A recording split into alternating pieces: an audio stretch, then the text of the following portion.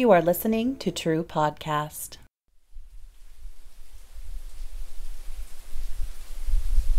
It's something many people have thought about, but only a handful have successfully attempted: to hike the entirety of the Appalachian Trail, a journey which takes around a half a year to complete.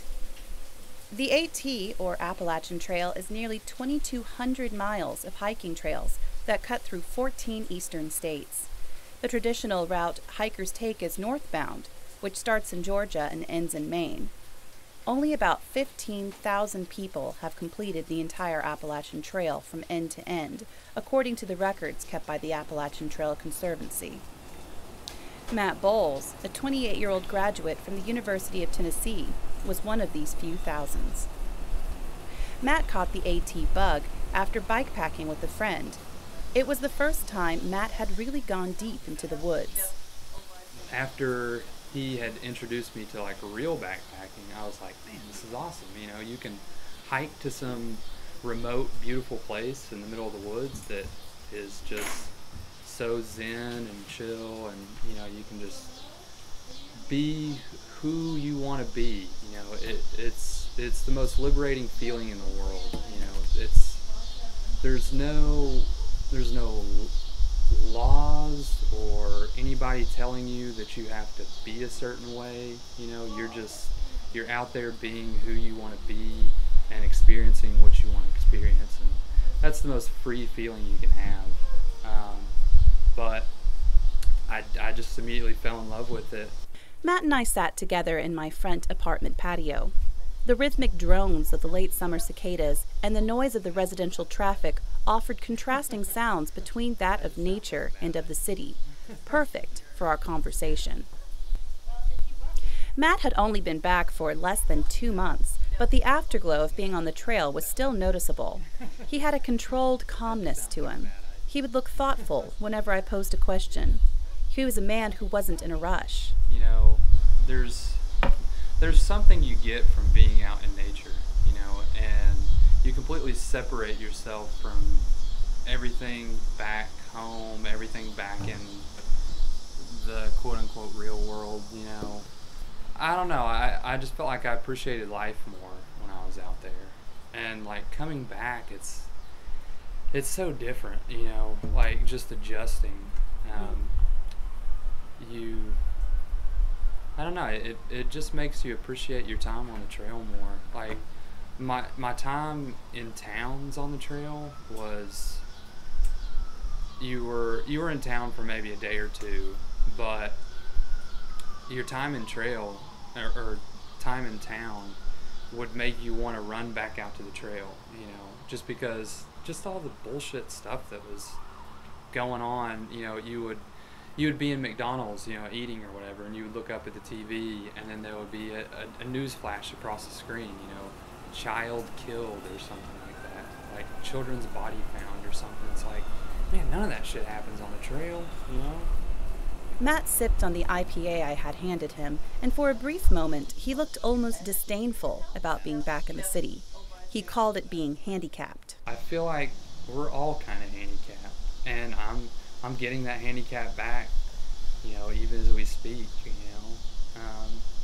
The more time I spend away from the trail, the more I lose a sense of that primal side, and I feel more and more human every day, and I don't like it some days. Some days it makes me feel uncomfortable. But what made Matt decide to hike the Appalachian Trail? When I asked him when he started to prepare for it, he responded, 2 years ago. For him, the inspiration to do it was immediate and profound. I went on this solo backpacking trip on my birthday.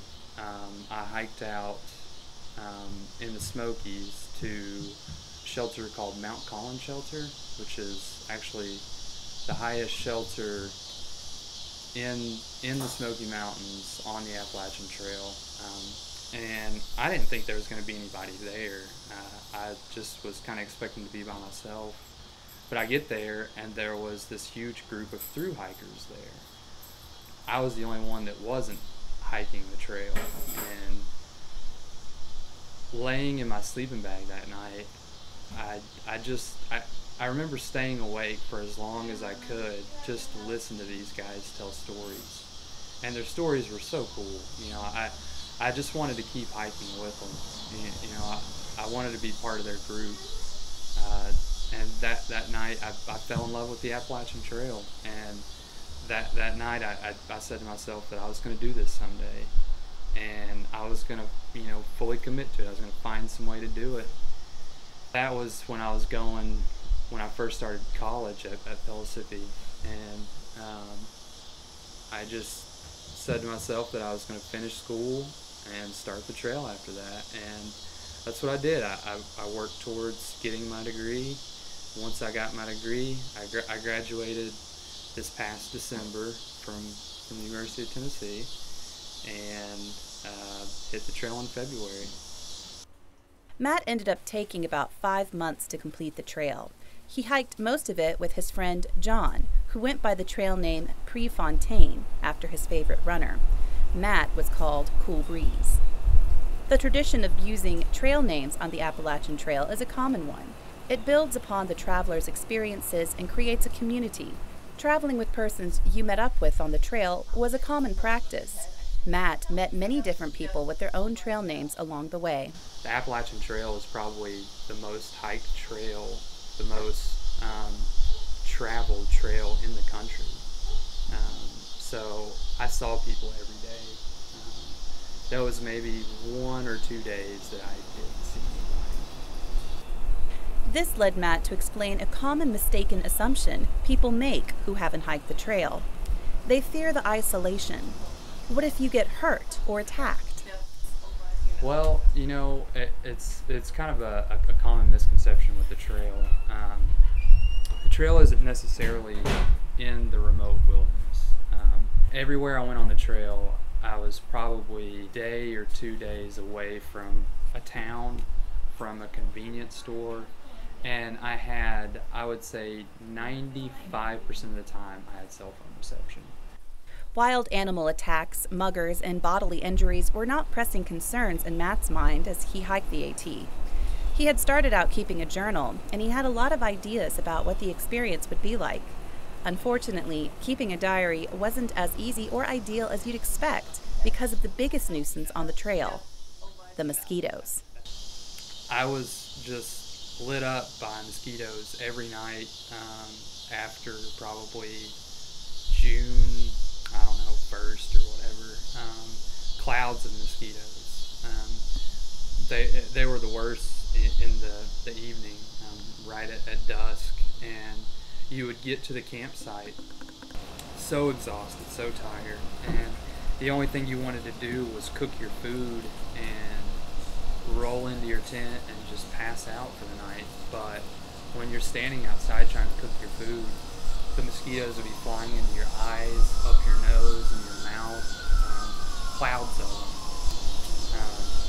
One of the worst things that I felt like happened to me on the trail would be when I would take a spill.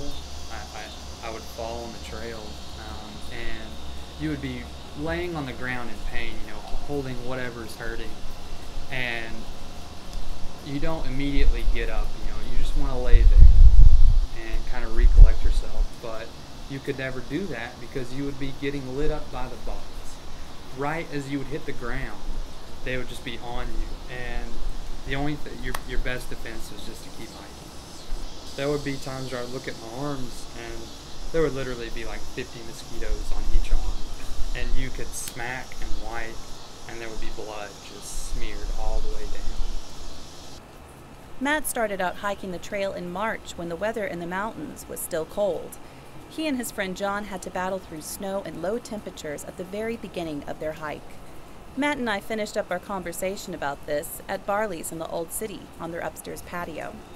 The warm wind felt nice and the humidity was sticky, making his story all the more surreal. Just really difficult because everything's frozen up. Your hands are so numb and you can't do any kind of fine motor skill things. And really the only thing that you could do to stay warm was hike. And so you would just hike, and you would just, before you knew it, you were where you needed to be. But I remember there being one day where it was really cold outside, and we hadn't seen the sun in like maybe 3 or 4 days. There was this fog, and we started out at sunrise and hiked until sundown, and all day we were hiking through these rhododendron tunnels where the rhododendrons, they had so much snow on them where they were weighed down on the trail, and we didn't have machetes or anything like that, so we had to put our heads down and bust through it, like run through it. And rhododendron is like really stiff branches, and so you would get snagged on it. It would like cut you in the forehead and stuff. And that day we hiked all day, and as fast as we could. We only hiked 7 miles. Matt is back home now, rehired at his old job and working towards building momentum for the next step in his journey. The trail transformed him, he said. He knows better now what he'd like for his future to be. He spoke to me about his sister's newborn son and how excited he was to take him outdoors, too. To pass on his passions for the outdoors and share them with other people, it's a noble mission that is easy for me to respect. You've been listening to True Podcast. I'm Jen Parker. I hope to see you again.